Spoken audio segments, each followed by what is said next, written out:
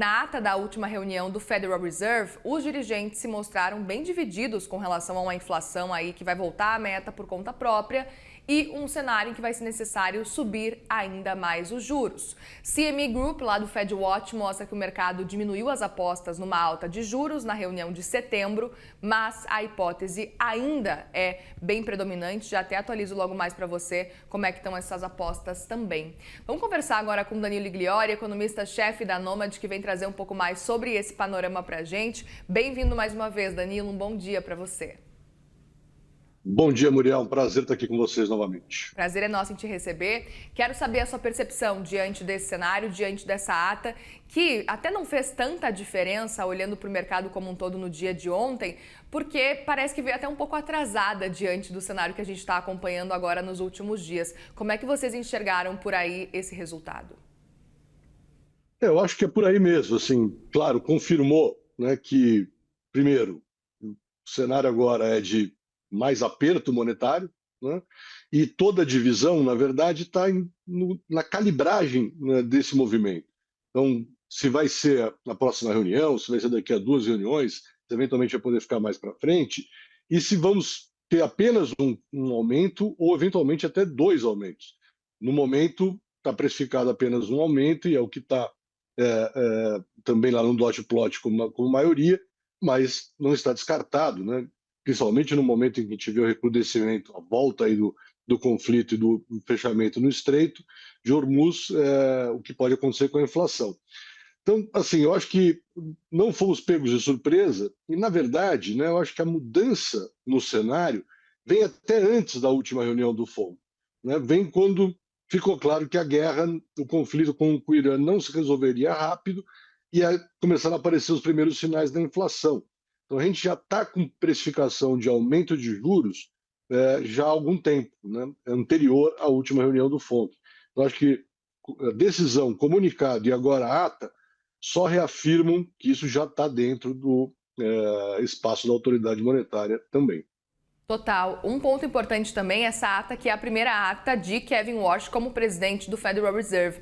Muitas dúvidas com relação à chegada dele no Federal Reserve e o quanto que a gente poderia ter alguma interferência, levando em consideração que ele é um nome, então, que foi indicado por Donald Trump, assim como Jeremy Powell, mas Jeremy Powell foi indicado já há muito tempo e a gente tem acompanhado as rusgas entre os dois, mas queria muito saber a sua avaliação com relação a essa ata da primeira reunião do Kevin Warsh e o que ele mostrou, pelo menos até agora.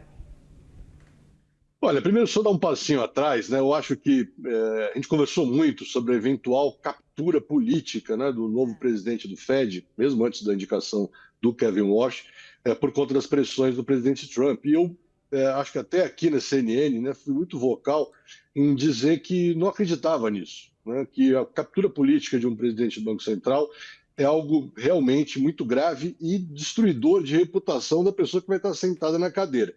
O que havia possibilidade, né, era de ter um presidente do Banco Central e diretores com uma postura mais dovish, né, e que pode se justificar tecnicamente. Né? Eu sempre falo, não é à toa que você tem, né, um conjunto, um colegiado de autoridades monetárias para tomar as decisões de política. Né? Se bastasse usar os modelos, né, para ter as respostas ótimas, eu não precisaria ter um colegiado. Né? Então, divergência de opiniões sempre é possível. Agora, a realidade se impôs, né? Então, se existia qualquer possibilidade de tentar afrouxar um pouco mais, né, o ciclo monetário por lá, o recrudescimento da inflação, né, e todos os impactos que o conflito tem causado, né, não só diretamente, mas também indiretamente com a elevação da incerteza, mudaram o jogo, né, antes do Kevin Warsh sentar ali na cadeira.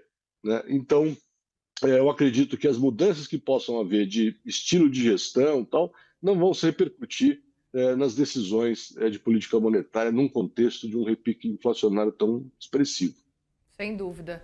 Danilo, outro ponto também para a gente conversar por aqui é essa preocupação especificamente com a economia dos Estados Unidos. Já queria saber, diante desse cenário que a gente está vendo nessa semana especificamente, de novos ataques agora entre Estados Unidos e Irã, por enquanto sem grandes previsões. A gente não sabe exatamente se é um movimento feito pelos Estados Unidos para pressionar por o fim dessa guerra ou se é um movimento aí de talvez ampliar essa guerra e a gente continuar vendo pelos próximos meses uma guerra ainda maior. E aí eu queria entender o quanto que isso pode, no fim das contas, respingar na economia norte-americana, que já vem sentindo há bastante tempo os impactos dessa guerra que começou lá em fevereiro. Olha, acho que a prorrogação do conflito tem potencial de gerar muito impacto, sim, né?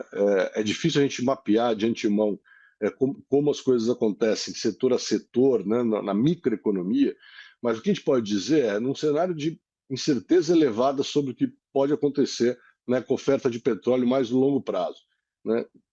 Mais incerteza política também, né, numa região que é bastante delicada. Vamos lembrar que o conflito que era Estados Unidos e Israel com o Irã rapidamente, né, se estendeu para atingir ali Hezbollah e envolvendo o Líbano também no processo.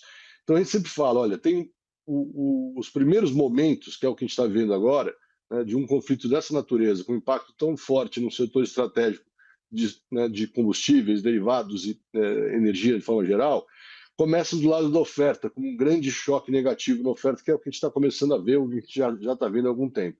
Mas ele tem o potencial de se transbordar para a demanda, né? Quando os preços começam a ficar mais altos, você começa a prejudicar a atividade em diversos setores. E é isso que a gente teme, né, se o conflito de fato se prolongar por muito mais tempo. Perfeito. Outro ponto para a gente conversar por aqui é o que esperar como um todo agora das próximas decisões de política monetária na sua avaliação por parte aí do Federal Reserve. Eu vou colocar, na verdade, eu ia até mostrar depois da nossa fala, mas vou mostrar agora como é que está a previsão agregada especificamente do CME Group do FedWatch. A previsão nesse momento é de manutenção dos juros da forma como eles estão para essa próxima reunião agora do 29/7, mas em setembro, a maior parte já disparado do mercado prevê uma alta. E aí a próxima alta aconteceria somente em janeiro, apesar de que em dezembro também está um pouco apertado. Queria ver a sua percepção diante desse cenário, se você concorda com essa projeção que a gente está acompanhando. E, obviamente, né, tudo depende de em que pé que vai estar essa guerra nos próximos meses também. Eu acho que assim, vamos lá, né? Esse é um cenário que basicamente diz o seguinte: não vamos ter grandes soluços no mercado de trabalho, então o mercado de trabalho continuará, né, mostrando a resiliência que vem mostrando, vai ter mês que está um pouco mais forte, vai ter mês que está um pouco mais fraco, mas não vai mudar um cenário de resiliência na atividade econômica, pelo menos no horizonte desse ano e do ano que vem. E em cima disso, né, a gente tem então uma inflação que vai continuar bastante, vamos dizer assim, arisca. O que significa isso? Rodando aí acima de 4%, né? Entre 4% e 4,5%, talvez até mais alto do que isso. Se esse é o caso, né, as datas ali podem mudar, mas certamente a gente vai ter mais uma elevação esse ano ainda, se não for em setembro, um pouquinho mais para frente, e aí toda a discussão vai ser se vai ser necessário mais uma segundo aumento de 0,25. Né? Então o mercado já está apostando que isso é um caso, e aí, claro, uma variável chave para ver se isso vai se materializar ou não, de novo, tem a ver com o preço de petróleo e disseminação desses impactos da inflação. Perfeito. E qual que é o impacto como um todo se a gente tiver essas altas da taxa de juros na economia americana? E o quanto que isso pode impactar, por exemplo, o Brasil, até com relação a investimentos, até com relação a investidores também olhando aqui para o Brasil, porque a gente tendo uma taxa de juros na economia americana um pouquinho maior, isso pode até afugentar esse cenário do pessoal que costuma vir para cá, olhar para mercados emergentes que geralmente têm taxa de juros mais altas, né? Pois é, um impacto grande. Olhando lá para fora primeiro, né, a gente volta para um cenário, né, que aí a gente tem que dar alguns passinhos para trás, que é a história do combate da inflação pandêmica. Né? Esse patamar de juros, né, que a gente vive hoje vem direto, né, de uma tentativa de controlar a inflação pandêmica, e foi um sufoco, foi um período bastante longo, juros muito altos e toda uma incerteza, né? E vamos lembrar os termos que a gente usava aí em 23, né? É o hard landing, soft landing, no landing, então todo mundo muito preocupado com a possibilidade de uma recessão que acabou não vindo, mas que vira e mexe o tema volta para o radar.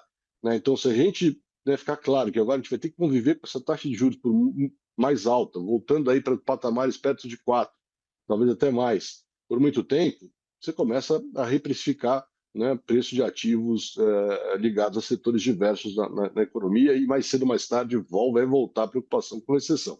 Isso lá fora. Aqui dentro, acho que o jogo já até mudou, né, Muriel? Assim, vamos lembrar aí, no começo do ano, enquanto a gente achava que tinha espaço para corte de juros, né, 2 cortes de juros lá fora, começou a ter, né, um movimento de fluxos vindo para o mercado emergente e o Brasil se beneficiou disso, né? A Bolsa encostou lá em 200 mil pontos. Isso já mudou de uma forma bastante importante. Então, se ficar claro que, né, como está ficando, de que os juros nos Estados Unidos não só não caem mais, como vão começar a subir de novo, isso é bastante ruim para mercados emergentes, né, como um todo e particularmente para o Brasil. Seguiremos de olho, viu? Sempre muito importante te ouvir. Danilo Igliori, economista-chefe da Nomad, obrigada mais uma vez, viu, pela conversa. Um bom trabalho também e bom feriado por aí. Legal, a gente agradece pelo espaço, conta sempre aqui com a gente. Obrigada. Bom dia para vocês. Bom dia.